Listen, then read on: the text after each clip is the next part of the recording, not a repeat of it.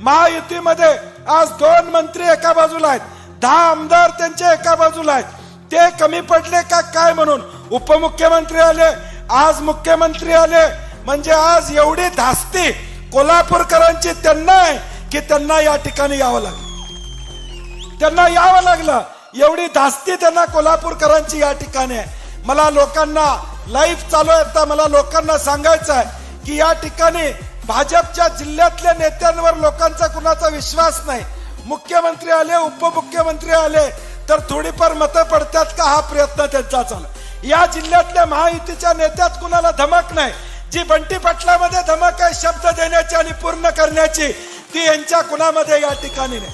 हा बंटी पाटील जो पट्टे आहे तो एकदा मैदानात, काल मी म्हणलं मैदानात उतरला की कुस्ती जिंकल्याशिवाय परत जात नाही. हा माझा इतिहास या ठिकाणी आहे. आणि म्हणून मी शब्द दिलेला आहे कोल्हापूरकरांना.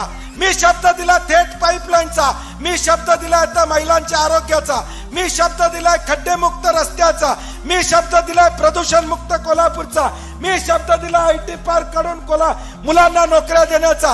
हे लोक शब्द देऊ शकत नाहीत, ह्यांच्या धमक नाही म्हणून उपमुख्यमंत्री आणि मुख्यमंत्र्यांना आणावं लागतं.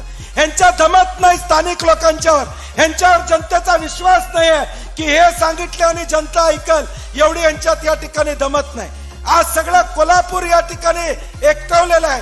आज ही लढाई महाराजांच्या नेतृत्वाखाली आम्ही या ठिकाणी लढतोय. भाजप महायुती विरुद्ध कोल्हापूरची जनता, अशा पद्धतीची निवडणूक या ठिकाणी आलेली आहे.